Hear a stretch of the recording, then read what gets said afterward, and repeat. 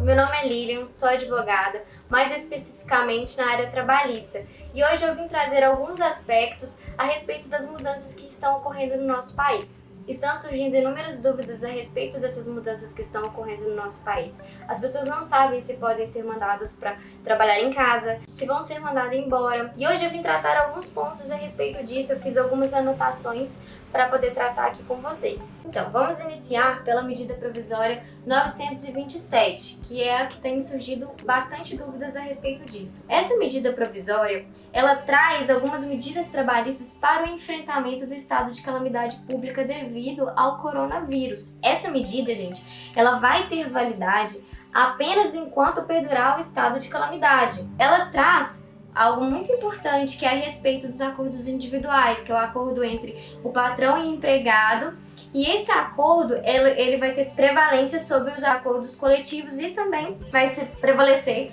sobre a lei. As alternativas que essa medida provisória traz é para manutenção do emprego e da renda do empregado. E eu vou falar agora e vou explicar cada uma delas para ir sanando algumas dúvidas. Eu vou falar agora as alternativas, as opções que a medida provisória trouxe para nós, que seria o teletrabalho, a antecipação das férias individuais, a concessão das férias coletivas, o aproveitamento e a antecipação dos feriados, o banco de horas. Poderão também suspender as exigências administrativas em segurança e saúde no trabalho e, por fim, o diferimento do recolhimento do FGTS. Eu vou começar falando pelo teletrabalho.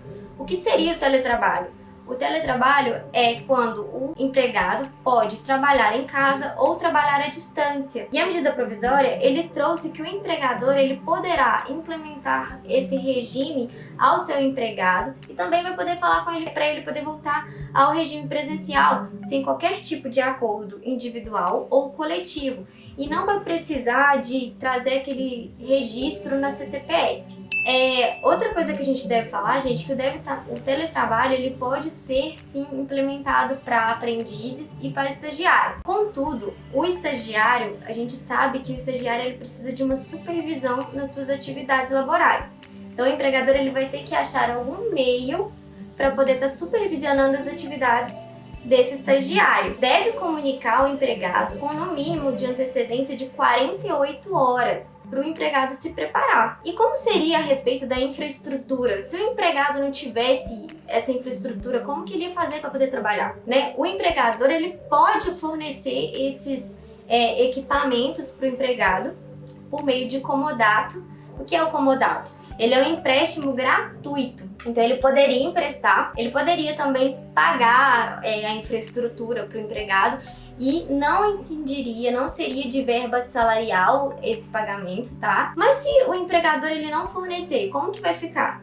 Esse período que o trabalhador ficar em casa vai ser considerado à disposição do empregador, porque ele precisaria dos equipamentos para fornecer o trabalho para o empregador. A partir do momento que ele não tem esses equipamentos e não foi fornecido pelo empregador, seria considerado como se ele estivesse disponível para o seu empregador, para o seu patrão. Outro ponto que a gente vai tratar agora é a respeito da antecipação das férias individuais, que é outra alternativa que foi trazida por essa medida provisória. O empregador ele pode sim antecipar essas férias do trabalhador, mesmo que ele não tenha ainda completado o período aquisitivo de férias. E isso ele é um ato unilateral do empregador. O empregador ele não precisa da autorização do empregado para conceder, para colocar, antecipar as férias do seu funcionário. Mas ele tem que avisar o seu empregado com antecedência mínima de 48 horas. Tá? E isso, gente, deve ser por meio escrito ou eletrônico, e ele deve estipular os períodos de férias que vão ser antecipados. Outros pontos que a gente deve tratar é que para antecipar as férias é preciso cumprir alguns requisitos pelo empregador, né? Que são as férias que forem ser dadas ao seu empregado, elas não podem ser inferiores a 5 dias. Eu já até falei isso também, mas é um outro ponto muito importante, que mesmo que o empregado não tenha completado o período aquisitivo de férias, o empregador ele pode sim, mesmo assim, conceder essas férias, antecipar essas férias do seu funcionário, ok? O empregador e o empregado, eles podem negociar? Pode. Eles vão poder negociar a antecipação dos períodos de férias futuros e estipular por meio de acordo escrito. Agora a gente vai falar a respeito do pagamento das férias, que eu acho que é algo de extrema importância.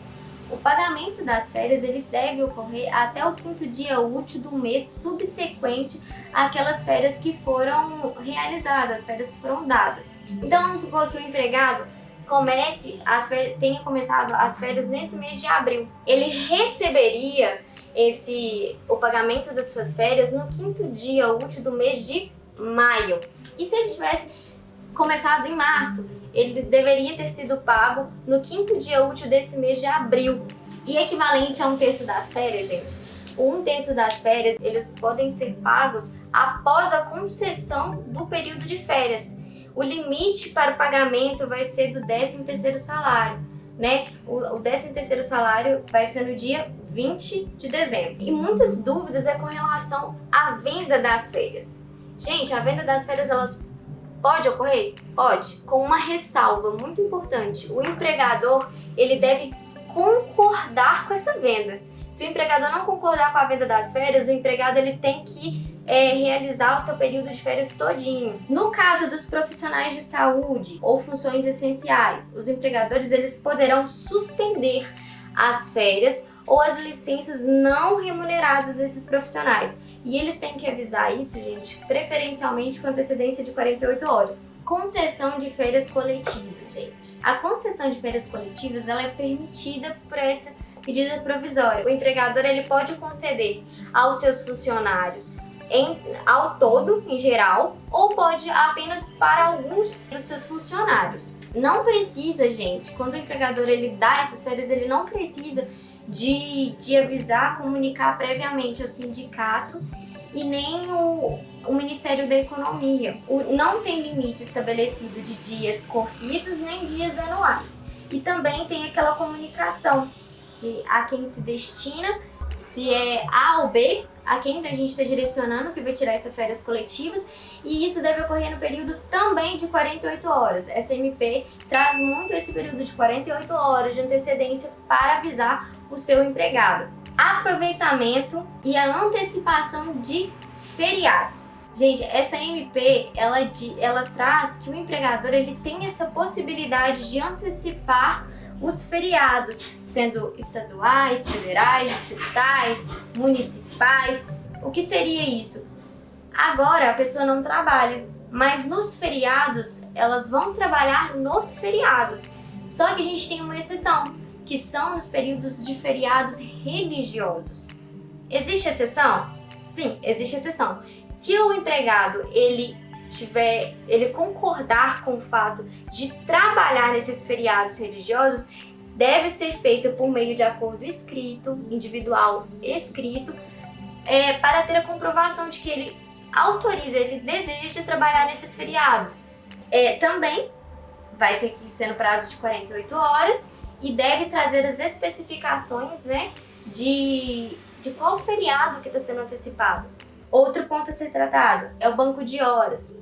Ele nada mais é do que quando as pessoas, os funcionários em si, eles trabalham, né, fazem as horas extraordinárias e compensam com folga em outro dia, ou quando tira a folga antes e aí vem a trabalhar em outros dias, que eu acho que é o que vem ocorrendo com maior frequência. As pessoas estão tirando folga agora e vão pagar isso posteriormente. O artigo 18 dessa medida provisória, ela traz a concessão, a autorização da interrupção das atividades laborais, podendo o empregador implementar a compensação de jornada de trabalho por meio do banco de horas. Esse banco de horas ele deve ser realizado, gente, no prazo de 18 meses contados do encerramento da calamidade pública. A prorrogação, porque vai ter uma prorrogação de jornada para que você possa pagar essas horas que ficaram interrompidas.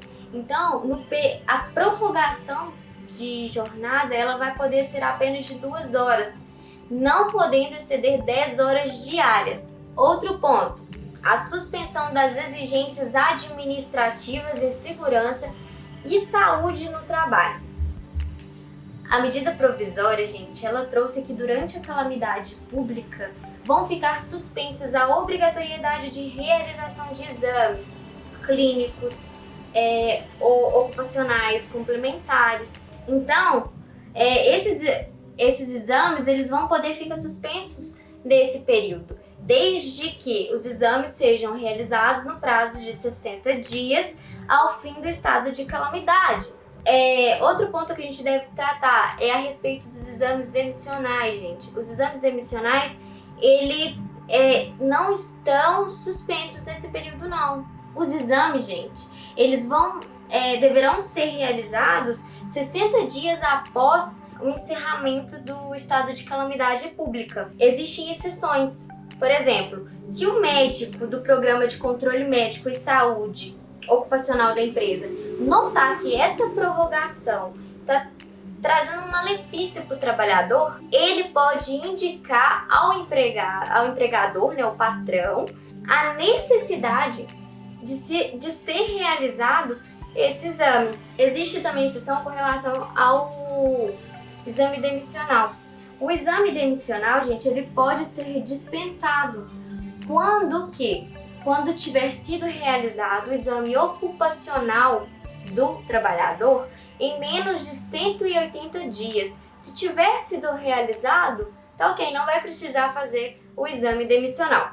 E por último, o diferimento do recolhimento do FGTS, gente. Vai ficar suspensa a exigibilidade de recolher o FGTS, não sendo necessário que o empregador recolha esse FGTS imediatamente dos meses de março, abril e maio, cujo vencimento ocorreria em abril, maio e junho desse ano, que poderia ser feito de forma parcelada, né, que vai poder ser feito de forma parcelada em até 6 vezes, tendo vencimento todo dia 7 de cada mês, ok? Desse ano ainda, e vai iniciar no mês de julho. Outro ponto que a gente deve tratar é que, apesar desse atraso, né, não precisar recolher imediatamente o FGTS, isso não vai incidir em encargos, multa, atualização, tá? O empregador ele não vai precisar pagar esses encargos, nem multa, nem nada. Mas tem outro ponto.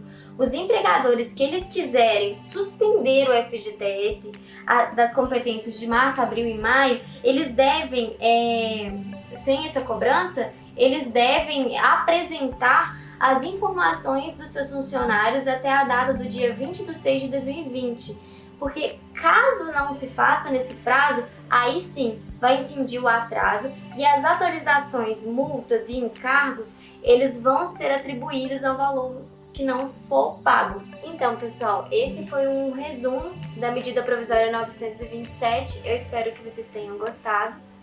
Caso surja algum tipo de dúvida, pode deixar aqui no comentário, porque às vezes a gente não abordou tudo. E é isso, tchauzinho!